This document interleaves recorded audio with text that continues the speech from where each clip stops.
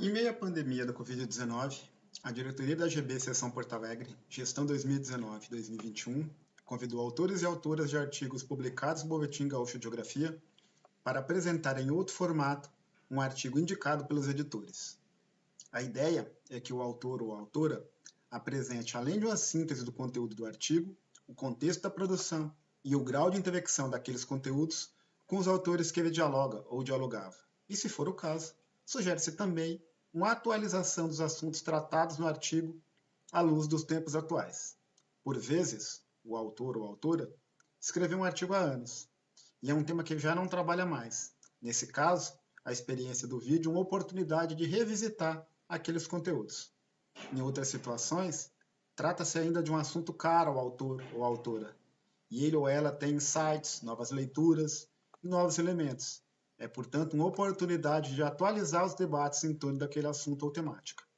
Com isso, queremos estimular a leitura do Boletim Gaúcho de Geografia e dar visibilidade aos textos já publicados. No vídeo a seguir, temos o prazer de contar com a Jéssica Aparecida Corrêa, professora da Rede Pública de Ensino do Estado de São Paulo, falando sobre seu artigo intitulado O Novo Atlas da América Portuguesa e a Oficialização do Território Colonial, 1730-1749. Desde já, agradecemos a Jéssica Aparecida Corrêa. Eu sou o professor André Baldraia, um dos editores do Boletim de Gaúcho de Geografia, junto com o Theo. Bom vídeo.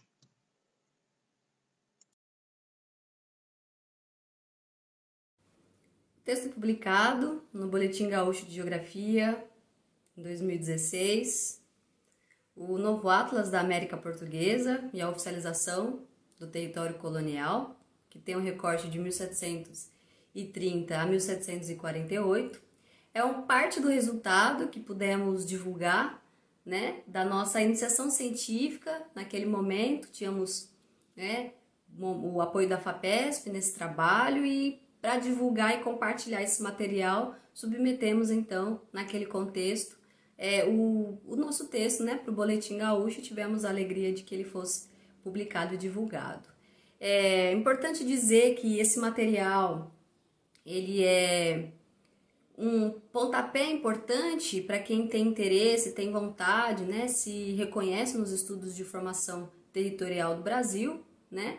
Ele traz um contexto do século XVIII, do início do século XVIII, que é muito importante, porque coloca em evidência o trabalho dos padres matemáticos, né, os padres jesuítas matemáticos, tanto o padre Diogo Soares como o Domingos Capaz, que vieram para o Brasil, né, em 1713, né, começaram a conversar lá com Dom João V, né, a pedido do próprio Dom João V, para que esses padres pudessem vir em loco, né, no território colonial e produzir, né, mapas, produzir fontes, produzir diários, diversos crônicas, narrativas, diversos relatos que pudessem trazer à cena, né, quais eram os caminhos, as condições dos portos, né, por onde se distribuíam as populações originárias, né, por onde corriam ali as mercadorias, né, enfim, como diz o próprio Ferran de Almeida, André Ferran de Almeida, que é uma grande referência para nós nesse trabalho, né,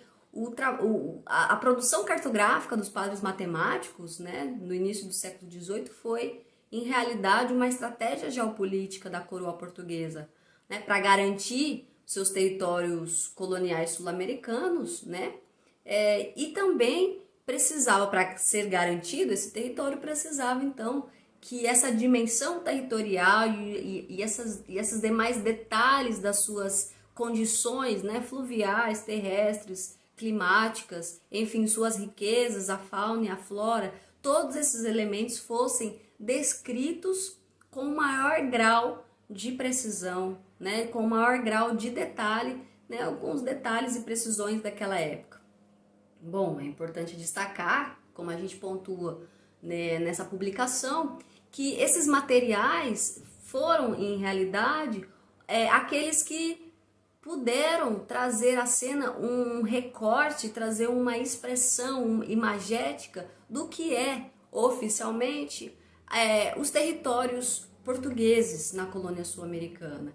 Inclusive, em relação ao extremo sul do continente, sobretudo na capitania do Rio Grande de São Pedro, onde hoje é o atual Rio Grande do Sul, esses materiais, essa narrativa, essas crônicas levantadas, esses mapas trazidos, né, com detalhes, são as primeiras informações, né, oficiais, mais detalhadas dessa região. Então, quer dizer, a importância desse material vai ser tanto para todo o século XVIII, como também para posteriormente, no próprio século XIX, são materiais que vão fomentar outras produções cartográficas, vão servir de bases, de referências cartográficas, né, para que possa, inclusive, fundar lá posteriormente as próprias retóricas de pertencimento do território, né, no século XIX, né.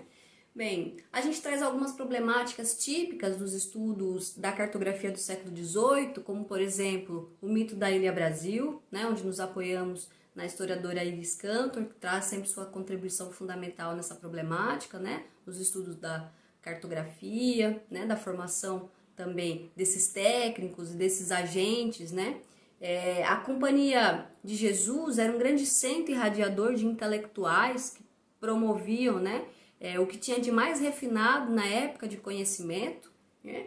Os padres vieram da Itália, quer dizer, uma nação menos suspeita, né? Como é colocado pelo próprio André Ferrand de Almeida, quer dizer, isso porque é importante que se coloque que naquele contexto a circulação do conhecimento da cartografia, das informações detalhadas, era extremamente rigorosas, extremamente restritas, né? Dado o contexto de grande concorrência desses territórios, das disputas fronteiriças, né? Dado também o contexto de grande apogeu, né? do ouro, que estava ali sendo vertido todo para o Atlântico, escoando também pela Bacia do Prata, essas informações tinham que ter uma restrição na sua circulação, porque significava poder, significava soberania territorial. Então, esses elementos são trazidos. Esse projeto, né, do novo Atlas da América Portuguesa foi uma tentativa realmente de fôlego da coroa portuguesa, né, das necessidades geopolíticas estabelecidas ali, de fazer então esse atlas, né, esses informes gerais, né, e também detalhados dos territórios coloniais. Quer dizer, são questões importantíssimas para os estudos da formação territorial do Brasil, né. Então, como eu falei para vocês, algumas referências são fundamentais. Aqui já citei a professora Iris Cantor, o professor André Ferrand de Almeida, que inclusive quero aqui mostrar para vocês esse livro, que é fundamental para os estudos, né, dos padres matemáticos. Quem tem interesse, é uma leitura muito importante, é um pontapé assim, fundamental para esses estudos. E aí o que é interessante, ele traz um trabalho excepcional, né, trazendo fontes do Arquivo Histórico Ultramarino, também da Biblioteca Nacional do Rio de Janeiro, né?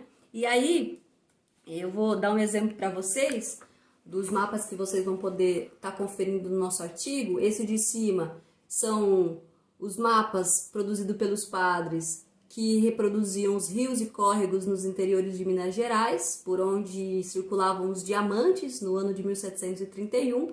E aqui na parte de baixo nós temos uma descrição muito interessante sobre a colônia do Sacramento, quer dizer, o grande pomo de discórdia, né? O grande pomo de disputa entre Castela e Portugal, né? Aqui nós temos o Rio da Prata, aqui nós temos o forte logo no extremo, e aqui no entorno dessa produção nós temos, né, diferentes descrições da topografia, diferentes descrições das condições fluviais, dos portos, da vegetação encontrada, enfim, da onde estavam as habitações dos povos indígenas. Então, são elementos que enriquecem muito a interpretação que é possível ser feita dentro da formação territorial do Brasil.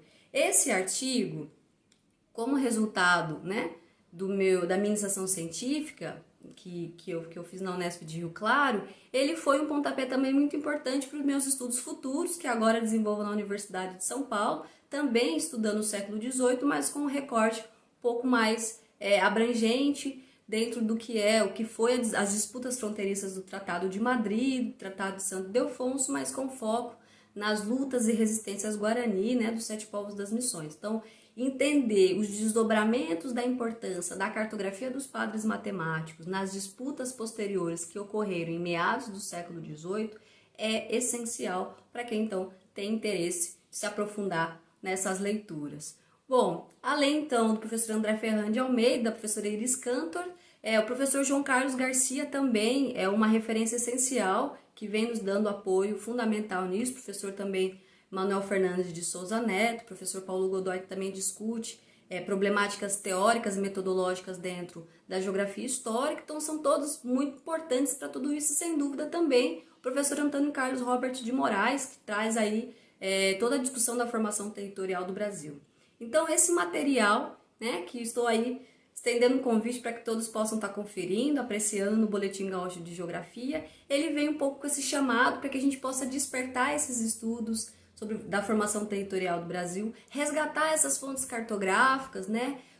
Percebendo ali as suas inflexões, suas artimanhas, seus avanços, seus limites, mas também, a partir dela, poder fazer interpretações novas e engajadas do que foi o processo de formação territorial, não só na sua perspectiva da metrópole, na perspectiva da história oficial, mas também na perspectiva dos povos originários, né? Porque é importante dizer que essa cartografia dos padres matemáticos, né? Ela foi nutrida por saberes dos sertanejos, por saberes dos povos originários, mas que é um desafio muito grande para quem está estudando isso, captar como que nós vamos evidenciar essa participação. É possível reconhecer isso em diários, em cartas, né? Dos padres matemáticos, inclusive, mas também fica o desafio metodológico de como podemos captar essa presença dos saberes dos povos originários, né, dentro dessa produção cartográfica. Fica aí, então, um apontamento de desdobramento possível que esse material, né, após esses anos, esse material pode aí fomentar.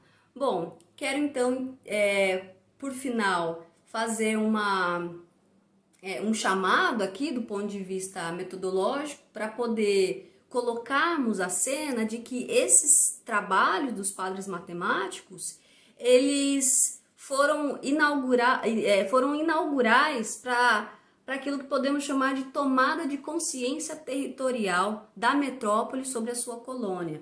Então, essa dimensão é muito importante, porque, veja, havia uma necessidade gigantesca da coroa portuguesa para frear, né, as invasões e as tentativas, né, e as grandes disputas que as outras nações ali, tanto Castela, né, mas também como França e Inglaterra, estavam tentando ali se apoderar, abocanhar frações desses territórios coloniais lusitanos, né, e aí é preciso então fomentar essa cartografia e tomar, né, uma consciência de qual é a dimensão do território a ser apossado, né. Então esses elementos ficam aí como grandes motivadores da geopolítica, da estratégia geopolítica da coroa portuguesa, né? Então fica aí o chamado para que vocês possam estar aí compartilhando, apreciando nosso trabalho. Fica então estendido o convite, um agradecimento especial a todos do Boletim Gaúcho de Geografia, e fica aqui então, né? Fico à disposição, tem o meu e-mail, quem quiser trocar informações, precisar de materiais sobre isso, de cartografia, eu estou aberta. Acredito que essa troca é o que move, é o que nos fortalece. Agradeço muito e fica aí, então, estendido o meu convite. Muito obrigada.